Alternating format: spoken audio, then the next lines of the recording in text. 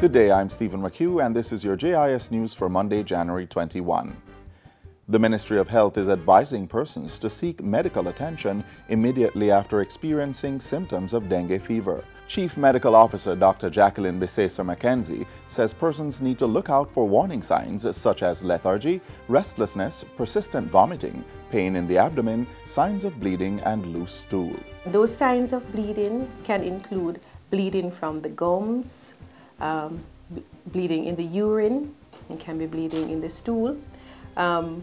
Usually though, when you start getting bleeding in the stool, in the urine and stuff, you have reached a severe point. But from you have warning signs that we describe, you must go to your private or public health facility. See the doctor, because it means that you must be in a facility where you can be monitored. The Chief Medical Officer says over 70% of persons who contract dengue experience mild symptoms such as fever and rash over the eye.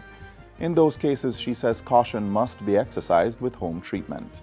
Dr. Bisesa-McKenzie warns that persons should not use aspirin, diclofenac, ibuprofen, or any pain relievers known as non-steroidal anti-inflammatory drugs, as these can heighten the severity of the disease. Members of the public are also urged to clear their homes of mosquito breeding sites to prevent being bitten. The Maritime Authority of Jamaica, MAJ, will be inspecting undocumented vessels in the coming weeks to ensure they are seaworthy. The exercise is also meant to ensure that those owners who wish to carry passengers have their vessels so certified. This comes as the MAJ recently completed an audit of marine passenger carrying vessels around the Port Royal, Palisadoes, and Portmore environs. Transport Minister Robert Montego had ordered the audit following a boating incident in December 2018 where a canoe transporting 13 persons sank, resulting in the deaths of 2 on board.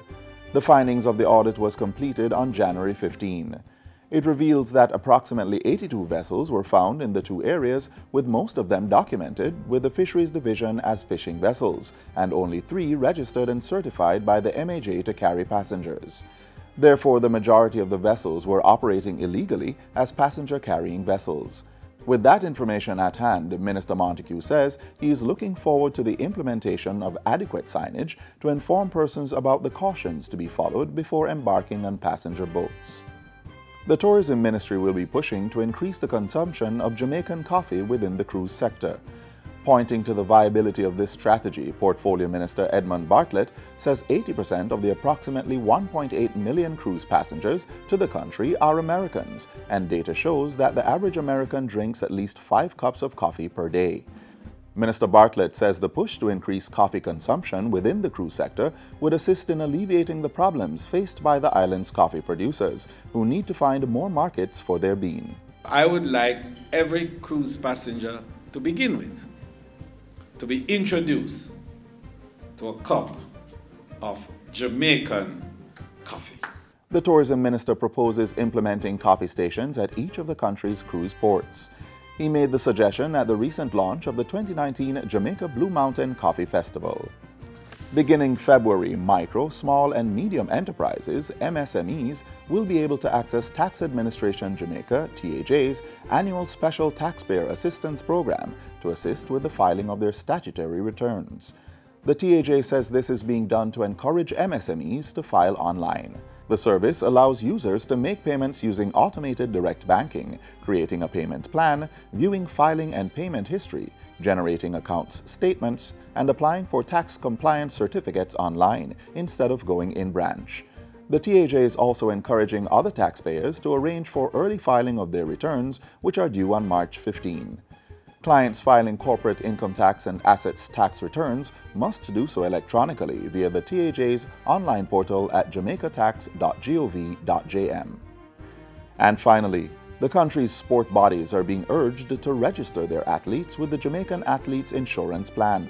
Sport Minister Olivia Grange made the appeal as she addressed the recent opening of the upgraded administrative building of the Aquatic Sports Association of Jamaica at Independence Park. The minister pointed to Jamaican boxer Sakima Mullings, who is severely ill but is not on the insurance plan. Sakima was diagnosed with retinitis pigmentosa, a hereditary condition affecting the retina in his left eye, which also causes sensitivity to light. When I hear about cases such as the most recent with boxer Sakima Mullings, It pains my heart, and I would like him to know that we are praying for his full recovery. But more than that, already we have decided to provide Sakima with $1 million to help him to meet his medical expenses.